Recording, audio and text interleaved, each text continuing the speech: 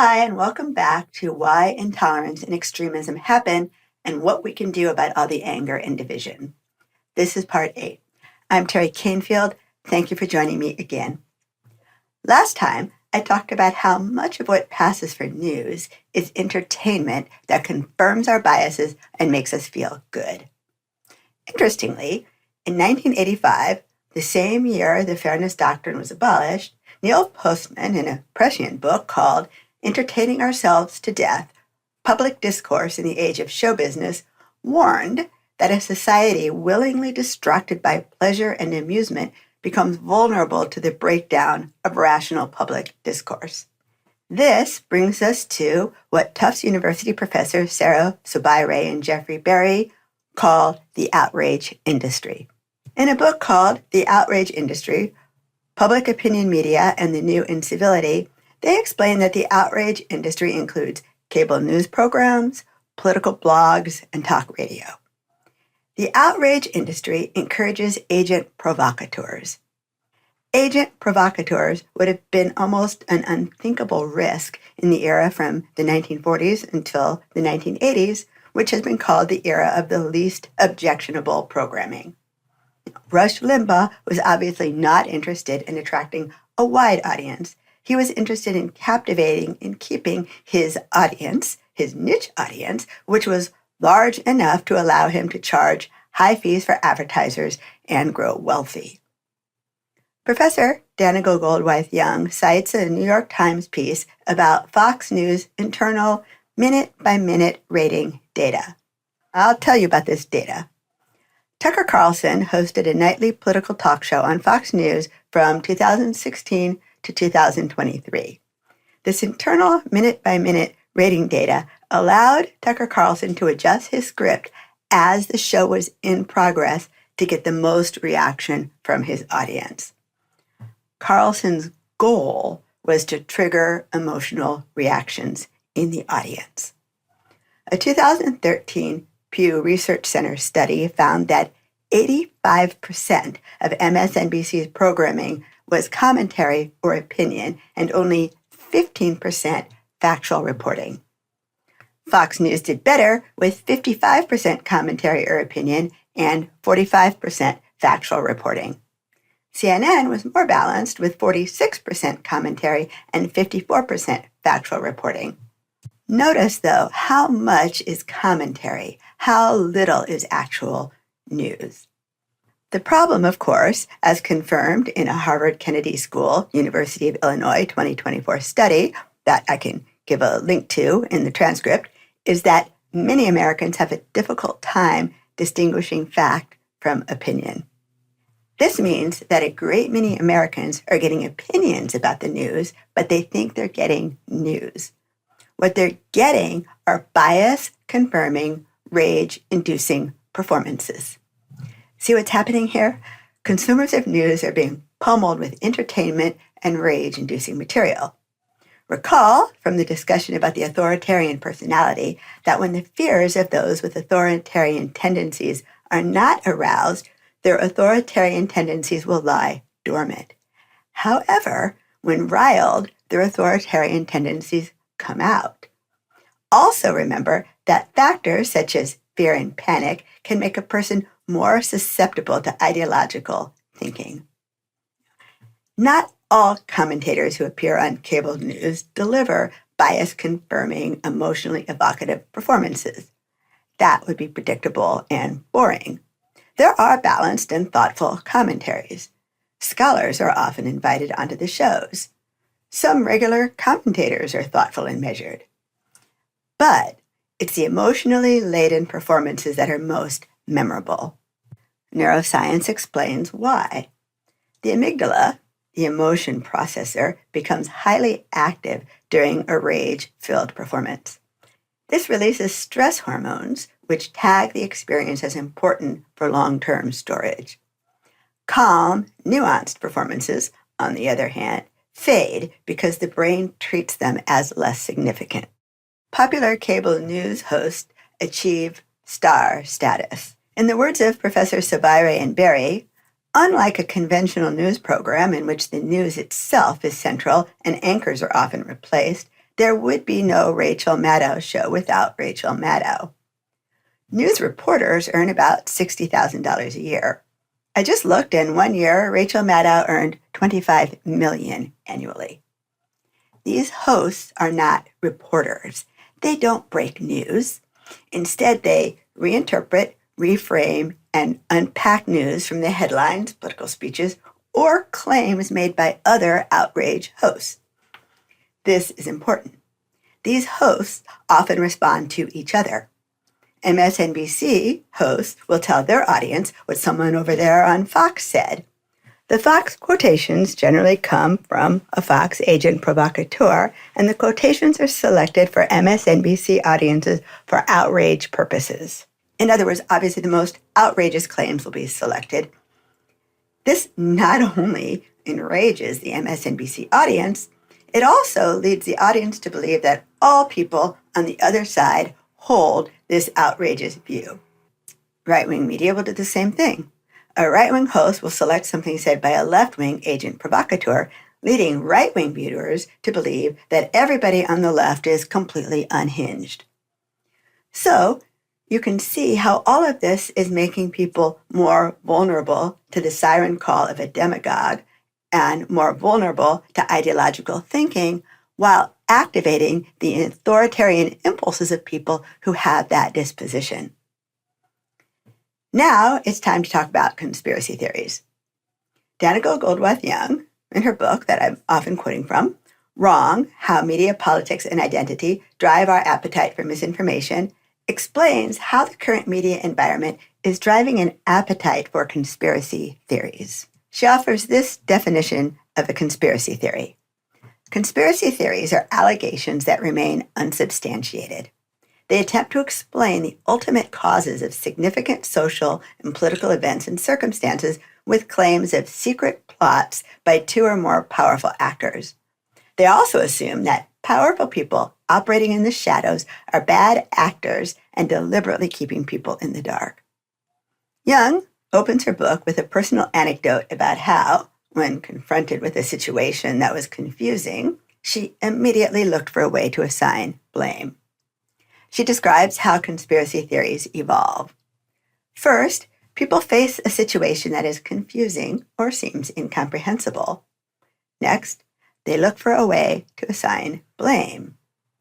Then, they grasp onto an easy-to-understand theory that assigns blame. The theory will be reinforced if people in their community and people they identify with or who they look to as an authority also hold this theory. Holding a conspiracy theory gives them a renewed sense of energy. Instead of feeling out of control, they have an explanation. Finally, fueled by anger, they become defiant. They have a direction. They feel they have agency. They can get behind a banner. They feel back in control. Notice, a conspiracy theory does not have to be unhinged. It just needs to assign blame for a confusing situation. Also notice that conspiracy theories arise when people face a situation that's confusing or seems incomprehensible, and the modern world of globalism is incomprehensible to a lot of people. It's difficult. Our legal system has grown so complex that it's almost incomprehensible to most people. The sheer complexity of the modern world, therefore, gives rise to conspiracy theories. Young makes clear that conspiracy theories arise in both left-leaning and right-leaning media ecosystems. Sobieraj and Berry agree that outlets that target left-wing audiences and outlets that target right-wing audiences use the same tactics.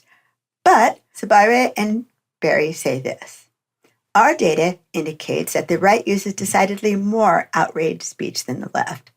Taken as a whole, liberal content is quite nasty in character, following the outrage model with accusations, conspiracy theory, and ridicule. Conservatives, however, are even nastier. Right-wing media is better at all things outrage, including making money. Back when Rush Limbaugh was earning $59 million annually, liberal outrage manufacturers were only in the single-digit millions.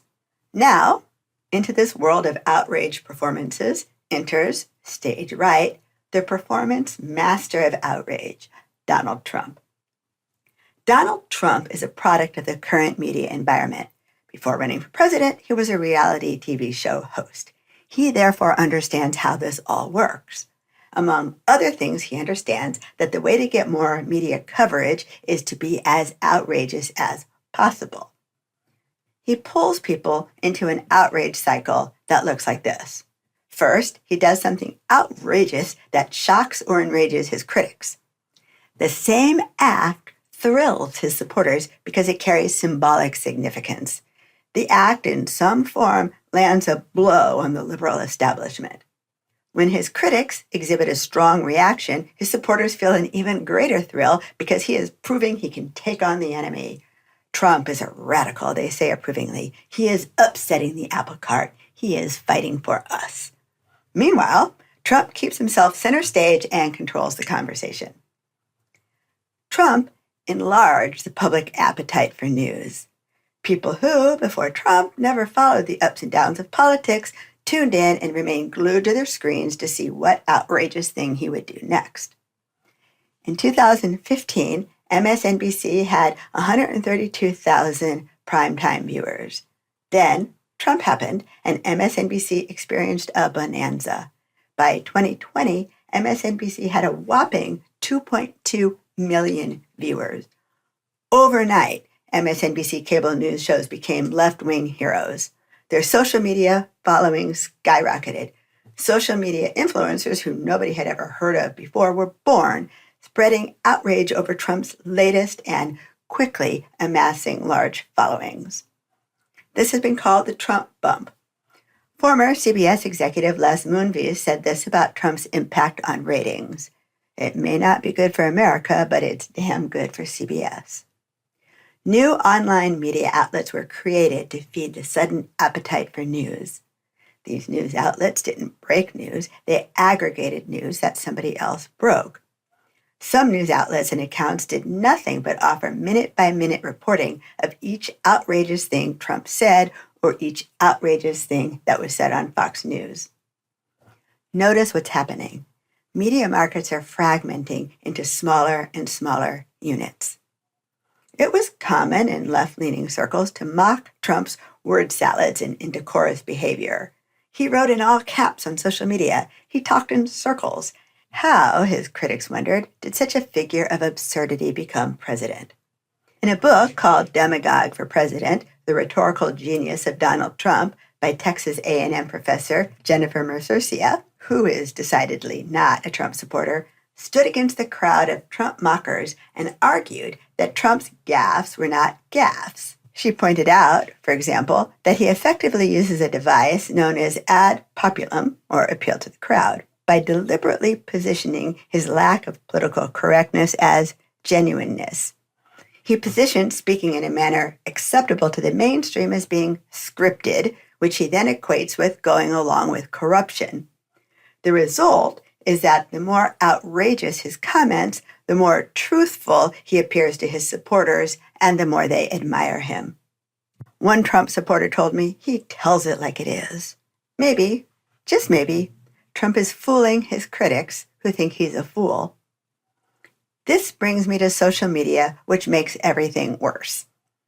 The internet, which created the second major information revolution after the printing press, did more than simply facilitate the spread of misinformation and disinformation. It transformed how people communicate. In the words of Eli Parser, the author of The Filter Bubble, the forces unleashed by the internet are driving a radical transformation in who produces news and how they do it. Because the cost of producing and distributing information is falling close to zero, people are deluged with choices of what to pay attention to. A person with a Substack account charging $5 per month can earn $10,000 in a month with only 2,000 subscribers. The only requirement is to write content that appeals to and hooks a few thousand people. Whereas once there was CBS, NBC, and ABC, the major newspapers striving to reach as large an audience as possible, audiences are now broken down into numbers as small as a few thousand. These smaller outlets, therefore, have an incentive to affirm the biases of their audiences. According to the Pew Research Center, in 2024, about a quarter of all consumers got their news often from social media. An additional 24% got their news sometimes from social media. This encourages tailoring news and commentary to fit narrow tastes and specific demands. Social media, as a source of news, has created a phenomenon known as ideological filter bubbles, which are built through algorithms. An internet algorithm draws on vast amounts of user data to predict and deliver the content each person is most likely to find engaging. The term filter bubble was first coined by Eli Parser in his 2011 book, The Filter Bubble: What the Internet is Hiding from You. He showed us that when a person searches for information online, algorithms show users personalized content based on their online behavior, such as search history, location, and past clicks. This means that users are shown information that aligns with their existing beliefs and interests, thereby reinforcing those views. The Pew Research Center found that nearly all the content people see on social media is chosen not by human editors, but rather by algorithms. On a social media platform, the algorithm will suggest other people to follow based on who the user already follows and the kind of content the user engages with. This is how people end up in ideological filter bubbles. It's also how biases are confirmed and conspiracy theories take root. Ideological filter bubbles are highly efficient conspiracy theory and rage-generating machines. They work like this. Person A sees a misleading headline or a headline stating an opinion as if it's a fact. Person A clicks on it, skims the article without reading closely, thereby missing the subtlety. The person then clicks like. The algorithm then shows person A lots of like-minded partisans talking about the opinion given in the article as if it's a fact. The algorithm then shows the person a legal expert commenting approvingly on the misleading headline. The algorithm is smart enough to show a legal expert who shares person A's political views. By the way, I've learned that every lawyer becomes a legal expert on social media. In real life, there are good lawyers, mediocre lawyers, and bad lawyers. On social media and cable news, we're all legal experts. Okay, next, person A is now persuaded that the misleading headline is true. Over the coming days, weeks, and months, or even longer, members of person A's community continually reinforce her beliefs. Person A, by herself, is simply a misinformed person. Multiply person A by hundreds of thousands or even millions of people in an ideological filter bubble, and you have a situation. In a 60 Minutes interview, Facebook whistleblower Frances Haugen explained that Facebook's internal research found that angry content is more likely to receive engagement. She said that content producers and political parties are aware of this. In her testimony before Congress, she said that Facebook algorithms deliberately incentivize angry, polarizing content. Social media users who want to amass a large following in political filter bubbles learn quickly that content that either confirms the biases of their audiences or generates anger will bring them more engagement. Social media algorithms create conflict by elevating material that promotes division and creates rage. The platformer learned that Twitter, well now X under Musk's leadership, maintains a list of around 35 very important users whose accounts it monitors and offers increased visibility. The list includes Daily Wire founder and conservative commentary Ben Shapiro, a conservative commentator who goes by the name of CatTurd2, yes, that really is what this user calls himself or herself, and Alexandria Ocasio-Cortez, the representative from New York. Ben Shapiro and CatTurd2 enrage the left. Alexandria Ocasio-Cortez enrages the right. Elevating these users stimulates engagement by riling people. Getting people fighting is profitable because the revenue stream for X is advertising. There's a thing on X called dunking. The donkey says something outrageous or painfully stupid. The dunker reposts the statement and dunks on it by adding a clever or snarky statement intended to highlight the outrageousness or stupidity of the statement. This works best if the dunkee is a public figure. Both sides think they win a dunking contest. The dunker shows how clever he or she is, and the dunkee gets to be the star of a show called Watch Me Trigger the Enemy. The dunking game drives up partisanship and increases engagement. The left-wing media ecosystem and the right-wing media ecosystem have been falsely called echo chambers. An echo chamber implies that people in each ecosystem are only exposed to views from their own side. In fact, audiences in each ecosystem are continually shown the views of the other side. After all, that's what dunking is all about. Sobieraj, remember, she was the author of the book on ideological thinking, compares online political communities to life in a tightly controlled propagandist state. She says this: take a vulnerable mind, sensitive to negative information, threats, cognitively rigid, impulsive, and place this mind in an environment that selectively preys on these biases, and it becomes possible to understand why these spaces, though toxic for everyone, are especially toxic for people who are at baseline already psychologically vulnerable. This is why, she explains, online communities are radicalizing environments. The current incendiary media environment, which activates the authoritarian instincts of people while vilifying people on the other side, does something more sinister than simply exacerbating the polarization. Recall the words of Judge Learned Hand. The spirit of liberty is a spirit which is not too sure that it is right.